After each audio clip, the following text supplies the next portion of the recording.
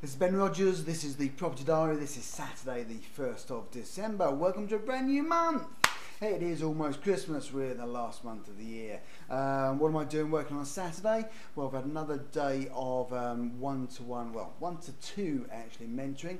A new couple that came down to my office, spending some time with them today, and so I just want to tell you a bit about kind of the learnings they've got from working with me, and I also want to talk you through one of the deals that we did over the phone today with a complete stranger, a house I've never been to, a person I've ever met, and a deal that we've struck. Okay, so long story is these guys have been on a bunch of training courses over the years and a lot of property kind of education, but I think in their own words have not quite reached their potential yet.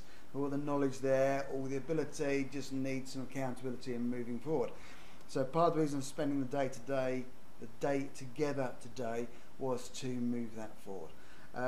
The idea is that she's just literally given up her job last week. As of Monday, she is put in property full time. He's got a full-time job and is looking to do stuff as well. And they've got kind of three strategies. One is the sort of buy-to-let stuff that is the ongoing kind of pension fund. The other one is buy-to-flip, and the other one is options, which of course is where I came into it. Now, quite interestingly, throughout the day there was kind of this epiphany moment. There was this kind of understanding that maybe what they were looking to do wasn't the best use of their time, and realisation that to make money out of flipping the property, there's potentially kind of a 7-month process of find the property, get the property through legals and actually into their ownership. Couple of months doing the work, 6 months until they can refinance and sell it, maybe sort of 7 months in total till they've actually got the money in their pocket.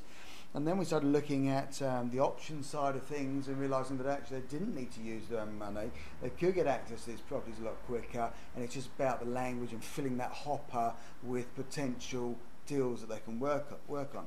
So we looked at how they can do a lot of their marketing and fill their hopper to start off with, and then we thought, well, look, one of the best ways they can learn how to do this is for me to jump on the phone, and they can then listen and see how I actually put transactions together. So I think we made in total about 6 phone calls, of which 3 of those we just didn't get through to anybody. Heck, it was a Saturday afternoon. People out there doing their Christmas shopping, they're out there spending their hard-earned wages. The other 3 we got through to, of which one, the lady just was not interested at all. Not interested, fine, that's fair enough. Another guy that was kind of semi-interested but was on a bus going into town, so we've arranged to speak to them next week. Another guy, Andrew, who was chuffed to bits, and we've pretty much done the deal over the phone. So I just want to kind of explain to you how the process that I went through, and how we put that deal together and some of the maths around it. And then really from the guys that are here listening to me, kind of what they picked up on from that process. So here's background. This is a property in Wigan. The estate agents have valued it between £78,000 and £80,000, and they've actually had an offer from one of these sort of BMV, companies. They've been offered £40,000 for it. So in effect, 50% BMV, and he's considering it, even though he owes £59,000 on the property. And why on earth is he thinking about that? Why is he thinking that taking £19,000 of debt on, even after he's sold the property and got rid of the asset, is a good idea? He's thinking about it because he wants to move on. He's got a new partner, new girlfriend, and he wants to move on from this property. His background actually in the past was in the Navy, so he's used to being on boats, and guess what? He wants to buy himself a boat. He wants to buy himself a barge. A 52-foot barge is going to cost him between £18,000 and £22,000. All he wants is £2,000 for his deposit to put down on his boat. If I could give him £2,000 and take away his mortgage, he'd be happy to walk away from the property. He owes £59,000 on the property. It's worth 78 to 80. Okay? Is there already, let's say 61 by the time I give him his 2,000. Let's say that it's only worth 70. Let's say the estate agent's got no idea at all. They think it's worth 75 to 80. Let's put that down to 70. There's already £9,000 to £10,000 equity in that property if I take it on just on the mortgage basis. If I then put a tenant buyer in that property, guess what? I might sell it at sort of 10, 15, £20,000 above market value. Hello, 20 grand, 10 grand below, there's £30,000 in it.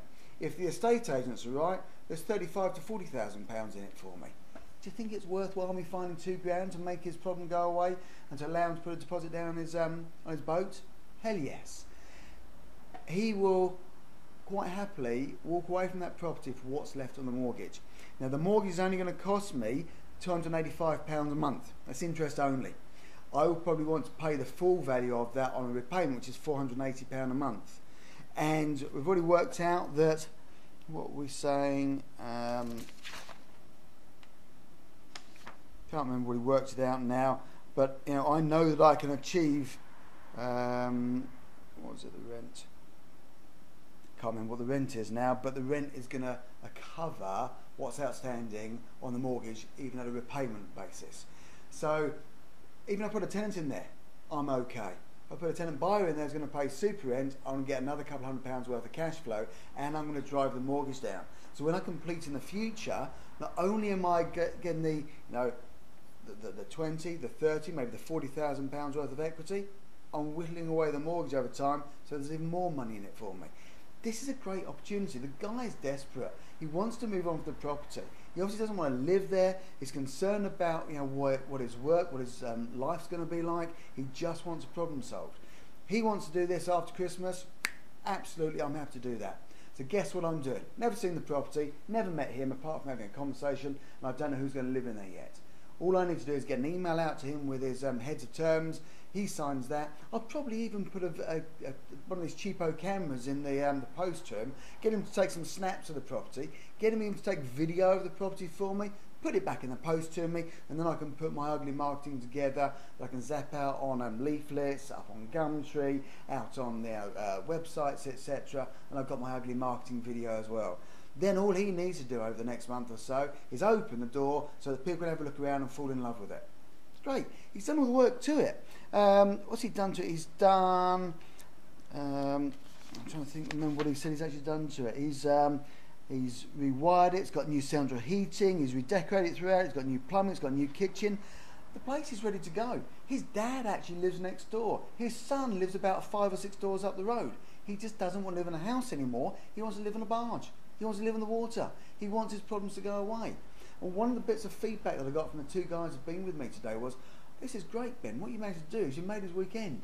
You solved his problem, and he's chuffed to bits that he hasn't got to give his house away at 40 grand. He can sell it for what's outstanding on the mortgage, and he can get on with his life.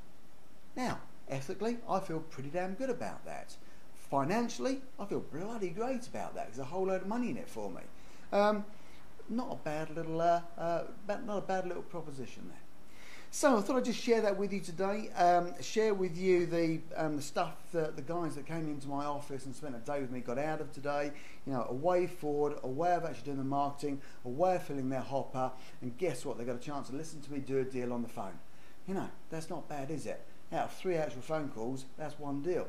I don't think that's bad odds.